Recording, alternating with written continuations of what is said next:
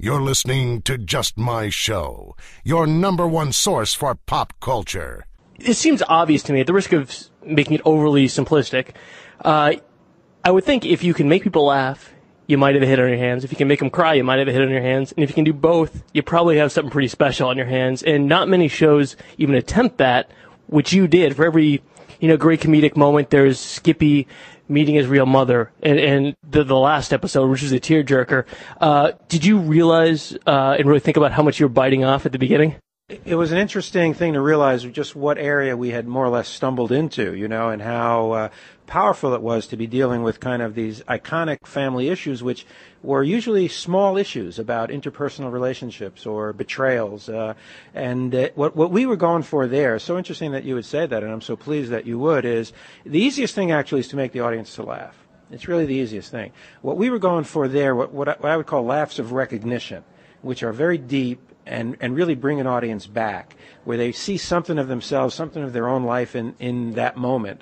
And what I liked was when we could get those lines very close together, because they often are, where you just take this real situation, has some tragedy around it, and yet you can throw a comedic light on it. It's really satisfying to see and hear an audience laugh that way and that deeply.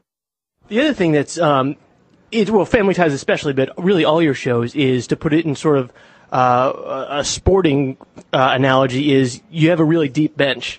For example, compared to another show, and this isn't anything against a show like Raymond, Everybody Loves Raymond, which was a huge hit, but go beyond Raymond and take away any cast member. The show's not as good, but you can sort of envision it going on. Now go past Michael J. Fox, who's obviously made the show, almost everything that it is, but then take away Michael Gross. Can you imagine Family Ties being the same show? I can't. No, I think this is the hallmark sometimes of a good show, which is you can't imagine anyone else in those roles.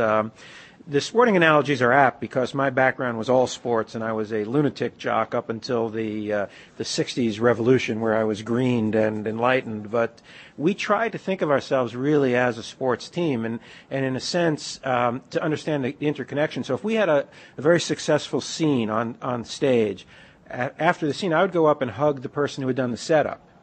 Not necessarily the person who got the laugh, so that everyone understood that a laugh on the stage belonged to all of us.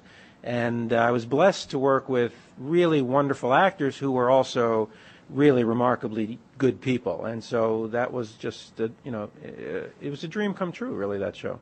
Although you almost messed the whole thing up because you didn't like Michael at first. I guess you offered it to Matthew Broderick. Did you ever see Matthew Broderick after the fact and talk with him about it? I guess he did okay.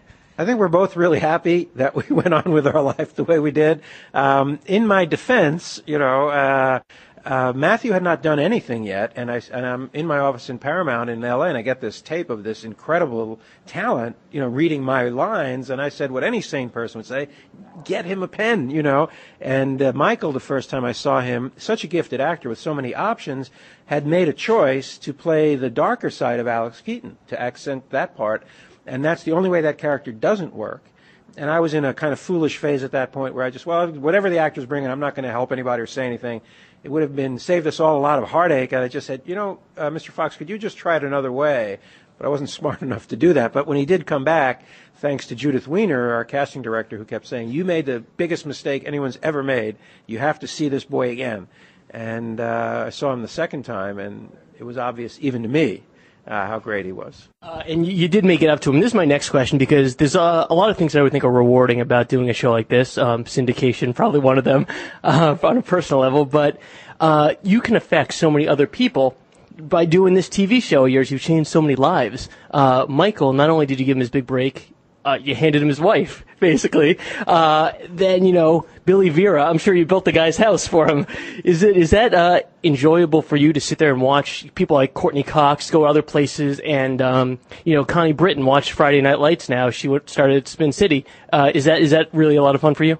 It really is a lot of fun, and really, I don't know Billy Vera at all, but all the others that you mentioned are still friends, and I think that part is the nicest part, that whatever instincts were working there, again, not only was the talent, it was who these people were as humans. They're an extraordinary group. And, Mike, I'm in the middle of a 25-year love affair with him now, which I hope will go in at least another 25. And it was thrilling for me to have that small part in in getting that talent moved forward. Yeah. For more, go to www.justmyshow.com.